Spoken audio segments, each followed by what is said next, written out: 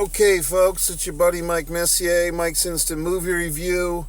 One of them days, Keke Palmer. How do I say this lady's name? Shah. I mean, it's clearly attempting to be the female version of Friday and Next Friday and Friday After Next. And it's an enjoyable, spoilers by the fucking way. It's an enjoyable film. Do I think it's a great film? No. There's definitely some flaws in this film. Some folks like Cat Williams is fun in this. He makes kind of a glorified cameo. I would say that he was probably on set for 2 days. Some of you may or may not know I have been in feature films. I have acted. I have written some films. Some have been made. Many have not. But I know some of these things. But Keke Palmer and the other ladies, Shah, are likable. But the script is pretty weak. The cast is fun, and the cast is able to overcome a lot of the cliches and a lot of the minimalist writing and just some of the plot flaws. I'll point some out right now. There's kind of a fun recurring gag, except it comes and goes too quick, of the biscuit burglar. There's this character that steals people's order from the drive-thru at Church's Chicken. When someone orders, a character in the movie orders Church's Chicken, the drive-thru, this character has got like a mask on, and it runs and steals their fucking biscuits or whatever the fuck they steal. And the character's introduced about 25 minutes into the movie, and about 32 minutes into the movie, the character gets hit by a car and is never seen again. And the person that hits the person, the fucking biscuit burglar, doesn't unmask them. So it's supposed to be like this big mystery, like, who's the biscuit burglar? We hit him with the car, and the lady, who's kind of an antagonist in the film, she doesn't go over and unmask the biscuit burglar. Why not? I mean, if you're going to set up the biscuit burglar, I know it's just a dumb little gimmick in a movie, but I mean, where's the payoff? Where's the payoff to the biscuit burglar? Also, if you've been watching any of my Mike's Instant Movie Reviews on things like, YouTube, on one Mike Messier YouTube channel. Before that, subscribe to Mike Messier YouTube channel, which is now One Pro Wrestling and Sports Fan. I've reviewed movies for like 4 years, and a lot of my reviews are quite fascinating. Some of my reviews are better than the actual movies as far as entertainment value. My Dune 2 reviews was quite good. My review of The Flash was quite fascinating.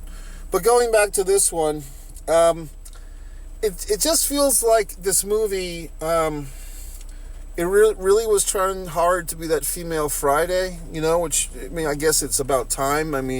It's kind of like there was Barbershop, and then a couple of years later, Queen Latifah, tried to do Beauty Shop. So this is kind of that, as far as... And then there's a Thelma and Louise, element to this. Also, the Keke Palmer character, who's kind of the main central character, it's a little unusual because it's like, I could be wrong, but I thought a few times in the movie they referenced her character as being a lesbian, but then she, has a love interest, like a male, like she's interested in this guy. I could be totally off. Maybe I'm making stuff up, but I thought they said she was a lesbian throughout the film, but yet her love interest is a male character. So they didn't say she's bi or she goes both ways or whatever the fuck, or she's, sex fluid or gender fluid or fluid. Hey, I'm fluid. I'll drink water or I'll drink milk. How about that, assholes? But I don't know. I just didn't quite understand it. The Shaw lady, whatever her name is, Shaw, I don't know if she's a rapper or I don't know what the hell her deal is. I thought she was attractive. I thought she was cute and pretty and all that. As far as being a great actress, I don't know. And the way that this movie ends, in case you've seen it, it has this kind of weird ending where the bad guy, the mean motherfucker in the neighborhood, gets what's coming to him because of the loan company. It's very, I don't know. They try to do the Usual Suspects type of ending where Shaw's character, who Her friend always says, you never have a plan. Well, she had a plan. Okay. So I don't know, but that plan involved getting shot at and could have been killed and fires. It would just seem very convoluted to me. Also, some of the cliches in films I don't like. Lines of dialogue, we had all the big ones in this one.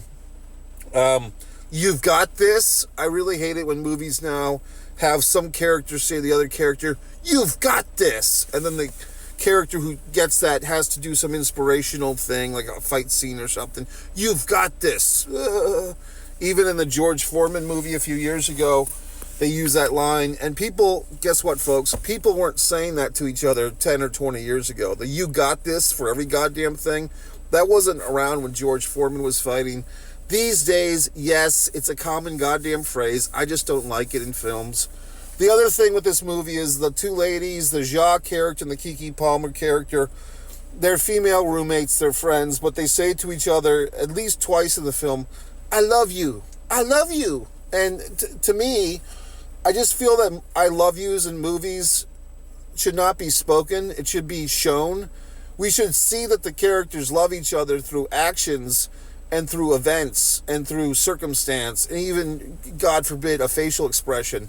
But to me, it's just when a movie has to have the characters verbally say, I love you, it means nothing. It's cheap, okay? And that's what this film does a couple of times. But a lot of films do that a bunch of fucking times.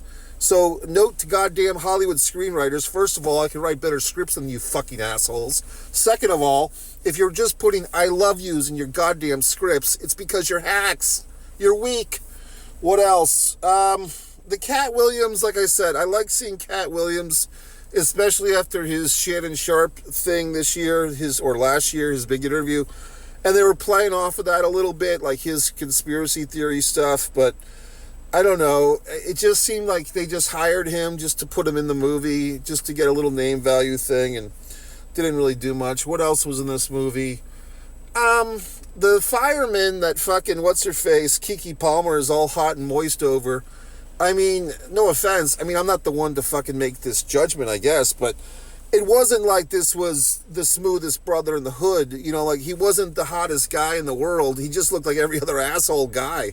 I don't quite see, like, they try to do this, like, slow motion thing when he first appears and put some music. Like, this is, Denzel Washington and fucking, whatever the fuck, in Jungle Fever or something. Or this is, like, the smooth, or Wesley Snipes, I guess, was that one.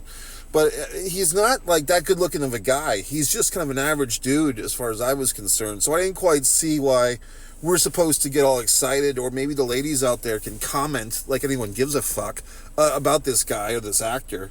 I did like that the Shah character was a painter, because as some of you fine folks here on the TikTok know that I haven't signed these yet. I was in the coffee house making these wonderful arts today. I think my art is actually better than the goddamn character in the films, okay, by the fucking way. But this one looks pretty good. I was trying to paint a fucking a dog, and then it became like a cow, and then it just became like an animal for an unknown planet. I guess I tried to sign it. I had a really shitty fucking a marker to fucking sign it with, like acrylic marker, so I'm actually going to probably re-sign that one. But I do like to take my time with the signing, and the coffee house was closing, and I wanted to, like, take a moment to sign these things, but the fucking coffee people are closing the store early for the weather. It's snow. I'm here in Florida, and it's like, oh my God, it's rain and it's cold. Well, welcome to reality, assholes. This is why I moved to Florida. I kind of get a kick out of it, because I'm like, oh, this is legit. Like, this is actually, it says 34 degrees outside. Okay, assholes, welcome to my life. Living in goddamn New England for my whole fucking life and freezing up there like a goddamn asshole. Now these Florida fucks can welcome to my playground, assholes. Anyway, folks, that's your buddy Mike Messier. Mike's Instant Movie Review, here on Twitter, here on YouTube, whatever the fuck else, LinkedIn, MikeMessier.com, all my wonderful art, my novel, Fight or Play Basketball, now on audiobook, on Audible and horse shit and everything else. Mike Messier, that's me. Movie's fine, it's not great. See it if you got nothing better to do.